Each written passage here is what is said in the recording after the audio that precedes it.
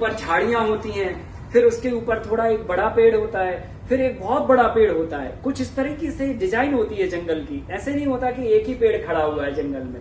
तो जब जंगल में ये 4-5 चीजें एक साथ रह सकती हैं और इनको कोई फर्टिलाइजर की रिक्वायरमेंट नहीं है, कोई पानी की रिक्वायरमेंट नहीं है, इवन सीड की भी रिक्वायरमेंट नहीं है, और ये लाखों वर्षों से हमारी ब्यूटी मेंटेन कर रहे हैं, तो इसका मतलब ये है कि प्लांट्स अपने आप में खुद ही मतलब जो है ना एक दूसरे की पूर्ति करता है। जैसे अगर 4 चीजें वहां पर एक साथ में हैं, तो कुछ तो साइंस है जो इन एक दूसरे को सपोर्ट कर रहा है। तो ये मेरे मन में आइडिया वहां से आया, और मैंने फिर वही आइडिया को क्रॉप पर अप्लाई करना चालू किया कि अगर हम एक सब्जी के पौधे को दूसरे सब्जी के पौधे के साथ लगा के देखें कि इन दोनों में आपस में इनकी बन रही है या नहीं बन रही है। तो ऐसे एक्सपेरिमेंट लगातार हम करते रहे। 9 सालों में लगभग 360 मॉडल बनाए, और उनमें ये तय किया कि ये क्रॉप के साथ में ये क्रॉप आप लगाएंगे तो दोनों को फर्टिलाइजर की रिक्वायरमेंट नहीं होगी या बहुत कम होगी। तो इससे क्या हुआ कि फर्टिलाइजर की रिक्वायरमेंट फार्मर्स का बहुत कम हो गया, और 2 फसलें एक साथ लगाने में एक दूसरे के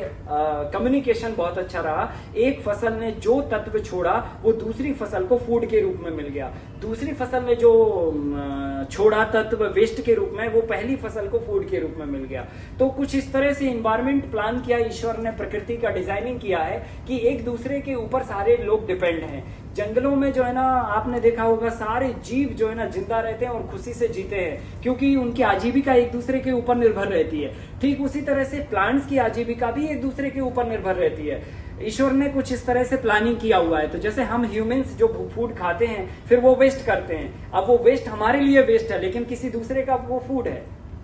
तो कुछ इस तरह से प्लानिंग है ईश्वर की, है ना। तो ऐसे प्लांट्स भी जो खाना खाते हैं वो वेस्ट करते हैं, अब वो वेस्ट जो किया वो किसी दूसरे प्लांट्स के लिए फूड है। तो ऐसे जब हम ये पता कर लें कि किसका वेस्ट किसका फूड है, तो अगर हम दोनों को एक साथ लगाएं तो दोनों की रिक्वायरमेंट आपस में पूरी हो जाती है।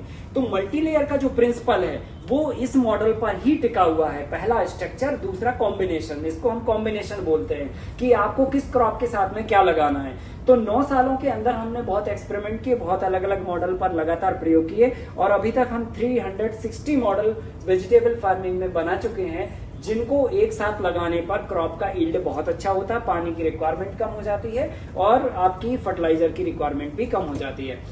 अभी इसके बाद जो है ना ये मॉडल के अंदर हमने क्या किया, जमीन के अंदर जो है ना एक रूट क्रॉप को लगाया। तो रूट क्रॉप में हमने एक कंद वाली फसल को सिलेक्ट कर लिया, लाइक अदरक, जिंजर, इस तरह से कुछ भी बहुत तरह की फसलें हैं। और फिर सरफेस पर हमने लीफी क्रॉप का प्लान किया और ऊपर हमने एक क्रीपर्स क्रॉप का प्लान किया। तो कुछ इस तरह से होता है, जमीन के अंदर हमने एक 2 इंच की गहराई पर रूट क्रॉप को डाल दिया, मिट्टी को ढक दिया। अब रूट क्रॉप 2 महीने में जब तक ऊपर आएगा तब तक फार्मर उस पर लीफी वेजिटेबल लगा के अपना रनिंग में इनकम ले सकता है, क्योंकि रूट क्रॉप 9 मंथ का है, उसको 9 मंथ तक वेट करना पड़ेगा।